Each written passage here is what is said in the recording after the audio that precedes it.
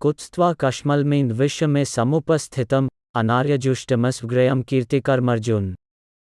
My dear Arjuna, how have these impurities come upon you?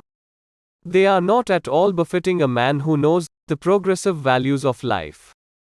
They lead not to higher planets but to infamy.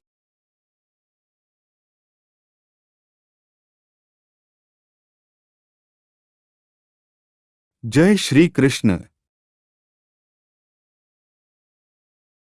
Krishna and the Supreme Personality of Godhead are identical. Therefore, Lord Krishna is referred to as Bhagavan throughout the Gita. Bhagavan is the ultimate in absolute truth. Absolute truth is realized in three phases of understanding, namely Brahman or the impersonal all-pervasive Spirit Paramatma or the localized aspect of the Supreme within the heart of all living entities, and Bhagavan or the Supreme Personality of Godhead, Lord Krishna. In the Srimad Bhagavatam, this conception of the absolute truth is explained thus: Vadanti tattattva vidastattva yajanmadriyam brahoti parmatmeti bhagavaniti shabdabhate. The absolute truth is realized in three phases of understanding by the knower of the absolute truth, and all of them are identical. Such phases of the absolute truth are expressed as Brahman, Paramatma, and Bhagavan. These three divine aspects can be explained by the example of the sun, which also has three different aspects, namely the sunshine, the sun's surface, and the sun planet itself. One who studies the sunshine only is the preliminary student.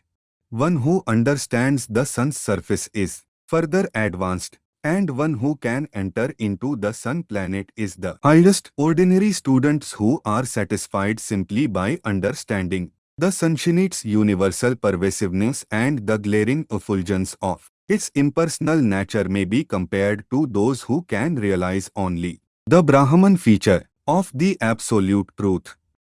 The student who has advanced still further can know the sun disk, which is compared to knowledge of the Paramatma feature of the absolute truth, and the student who can enter into the heart of the sun planet is compared to those who realize the personal features of the supreme absolute truth. Therefore, the Bhaktas or the transcendentalists who have realized the Bhagavan feature of the absolute truth are the topmost transcendentalists. Although all students who are engaged in the study of the absolute truth are engaged in the same subject matter, the sunshine, the sun disk, and the inner affairs of the sun planet cannot be separated from one another, and yet the students of the three different phases are not in the same category.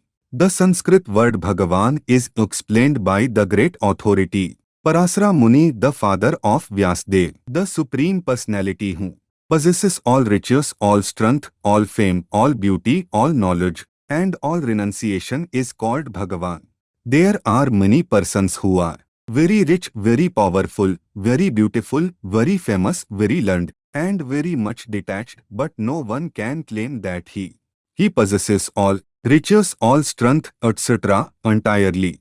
Only Krishna can claim this because he is the Supreme Personality of Godhead.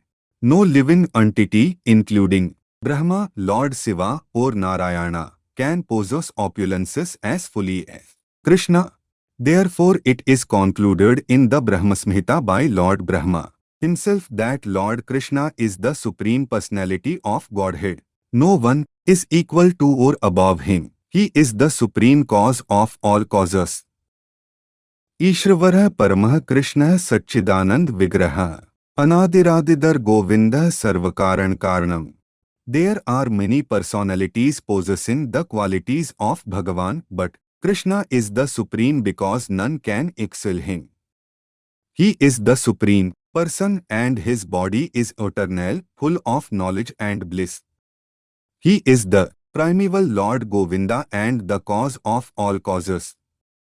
In the Bhagavatam also there is a list of many incarnations of the Supreme Personality of Godhead. But Krishna is described as the original personality of Godhead, from whom many incarnations and personalities of Godhead expand.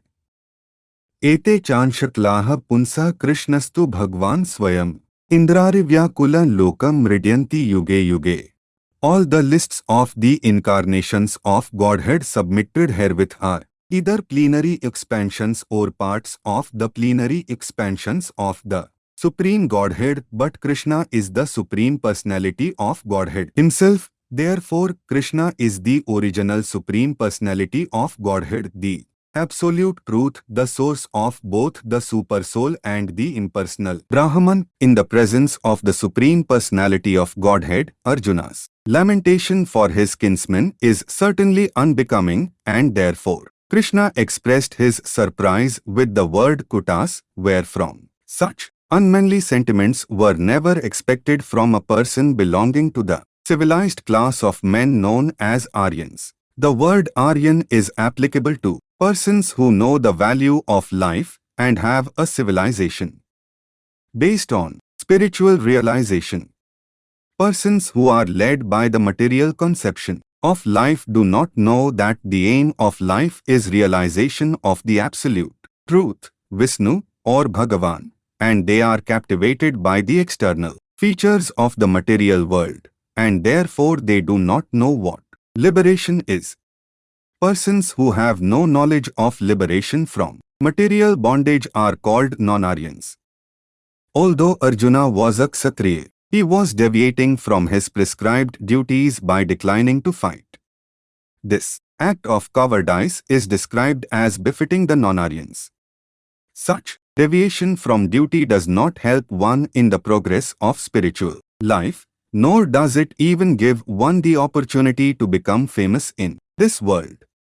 Lord Krishna did not approve of the so-called compassion of Arjuna for his kinsman. With this we saw the meaning of the second verse of the second chapter. Now tomorrow we will see the meaning of the third verse. Hare Krishna Krishna Krishna Hare Hare, Hare Ram Ram Ram Hare Hare.